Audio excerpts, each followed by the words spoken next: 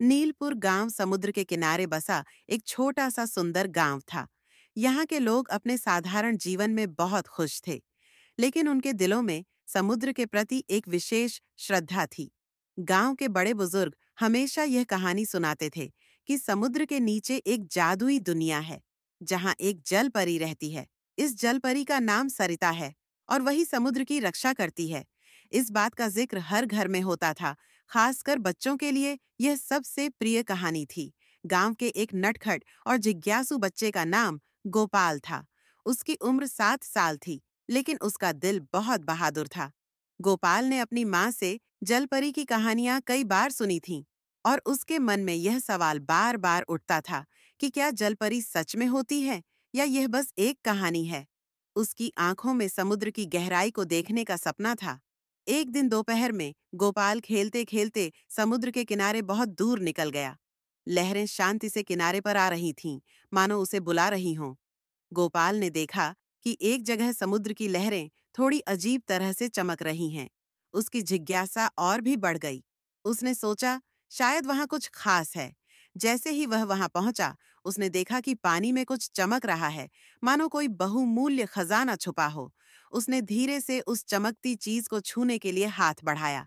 जैसे ही गोपाल ने उस चमक को छुआ, अचानक एक रहस्यमयी हल्की नीली रोशनी फैल गई और एक सुंदर जलपरी प्रकट हुई। जलपरी के लंबे सुनहरे बाल लहरों के साथ झूम रहे थे और उसकी पूंछ नीले हरे रंग में चमक रही थी। उसकी बड़ी बड़ी आंखें गहरी और प्यारी थीं, मानो उनमें पूरी समुद्री दुनिया समाई हुई हो। गोपाल ने इतनी खूबसूरत जलपरी पहले कभी नहीं देखी थी, और वह उसे देखकर हैरान रह गया। जलपरी मुस्कुराई और उसने नरम आवाज में कहा, तुम कौन हो, नन्हे दोस्त? गोपाल ने थोड़ी घबराहट और उत्साह के साथ कहा, मेरा नाम गोपाल है। क्या तुम सच में जलपरी हो? जलपरी ने हल्की मुस्कान के साथ जवाब दिया, हाँ, मेरा नाम सरिता है और मैं समुद्र की जलपरी हूँ। मैं समुद्र और उसके सभी जीवों की रक्षा करती हूँ। लेकिन तुम यहाँ इतनी दूर अकेले क्यों आए हो? गोपाल ने उत्सुकता से कहा, मैं हमेशा समुद्र की गहराई में जाने का सपना देखता हूँ। माँ मुझे जलपरी और समुद्री खजानों की कहानियां सुनाती हैं। क्या तुम मुझे समुद्र की दुनिया दिखा सकती हो? सरिता ने गोपाल की मासूमियत देखी और सोचा कि उसे समुद्र की दुनिया दिखाना अच्छा होगा, ताकि उसे समझ आए कि यह दुनिया कितनी अनमोल है।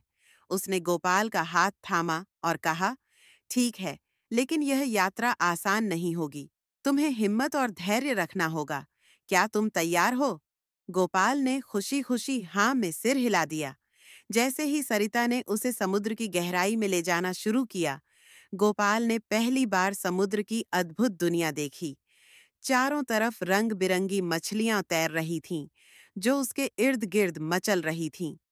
कहीं लाल, कहीं पीली, तो कहीं नीली मछलियां थीं, मानो इंद्रधनुष का सारा रंग समुद्र में समा गया हो। गोपाल ने देखा कि पानी के भीतर बड़े बड़े चमकते हुए कोरल थे, जो अनगिनत आकृतियों में थे। कुछ कोरल पेड़ों जैसे लग रहे थे, तो कुछ मूर्तियों जैसे आकार के थे। थोड़ी ही दूर जाने पर सरिता और गोपाल एक गहरी गुफा के पास पहुंचे, जो काले रंग की थी और बहुत भयानक दिखती थी। गुफा के चारों ओर बड़ी बड़ी शार्क मछलियां तैर रही थीं। गोपाल डर गया और उसने सरिता का हाथ कसकर पकड़ लिया। सरिता ने उसे सांत्वना दी और कहा, डरो मत, ये शार्क तभी हमला करती है जब वे किसी को डरते हुए महसूस करती हैं। अगर तुम शांत रहोगे और उनसे प्यार से पेश आओगे, तो वे तुम्हें कुछ नहीं कहेंगी। गोपाल ने गहरी सांस ली और अपनी घबराहट पर काबू पाया। शार्क ने उसे बिना किसी नुकसान पहुंचाए गुफा के पार जाने दिया। इसके बाद वे एक तेज धाराओं वाली संकरी जलधारा में पहुंचे। पानी की धाराएं इतनी तेज थीं कि वहां तैरना बहुत मुश्किल था।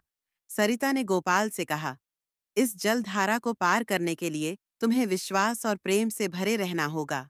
अगर तुम्हारे मन में कोई बुरी भावना नहीं होगी, तो धाराएं तुम्हें सुरक्षित रास्ता देंगी। गोपाल ने अपने दिल में समुद्र और उसके जीवों के प्रति गहरी सहानुभूति और आदर का भाव रखा, और आश्चर्यजनक रूप से जलधाराएं शांत हो गईं। अब वे बिना किसी कठिनाई के उसे पार कर गए। आखिरकार वे एक रहस्यमयी जगह पहुंचे, जहां बीच में एक बड़ा चमकता हुआ मोती रखा था। यह मोती इतना सुंदर था कि गोपाल की आंखें उस पर टिक गईं। सरिता ने उसे बताया, यह सागर मणि है, यह समुद्र का दिल है और इसके कारण ही समुद्र में संतुलन बना रहता है। यदि यह मोती गलत हाथों में चला जाए तो पूरा समुद्र खतरे में पड़ जाएगा। इसे केवल वही लोग छू सकते हैं जिनके दिल में सच्ची दया और साहस हो।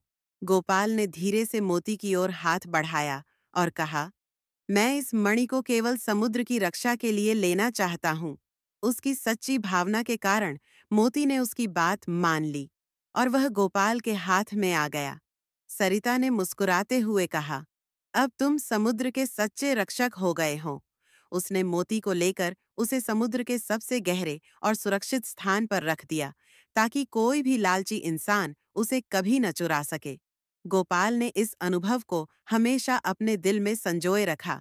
जब वह गांव लौटा तो उसने गांव के सभी लोगों को समुद्र के महत्व और उसकी रक्षा के बारे में बताया। धीरे धीरे गांव के लोग भी समुद्र की सफाई करने लगे और उसे गंदा करने से बचने लगे। उन्होंने समुद्र के किनारे कूड़ा फेंकना बंद कर दिया और समुद्री जीवों का आदर करना शुरू किया। इस तरह जलपरी सरिता और नन्हे गोपाल की इस यात्रा ने नीलपुर गांव में समुद्र की रक्षा का संदेश फैला दिया। गांव के लोग अब समुद्र के प्रति और भी अधिक आदर और जिम्मेदारी से पेश आते थे और समुद्र भी उन्हें अपनी लहरों और आशीर्वाद से भरा रखता था। कहानी का संदेश।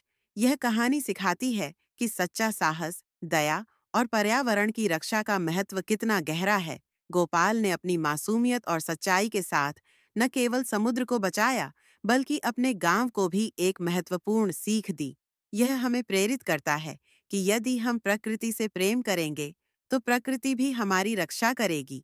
दोस्तों, आपको आज की कहानी कैसी लगी? कमेंट में ज़रूर बताइए और कहानी को लाइक करें। अगर आप चैनल पर नए हैं तो चैनल को सब्सक्राइब करके बेल आइकॉन को दबाना ना भूलें ताकि आपको हर वीडियो के नोटिफिकेशन मिल सके।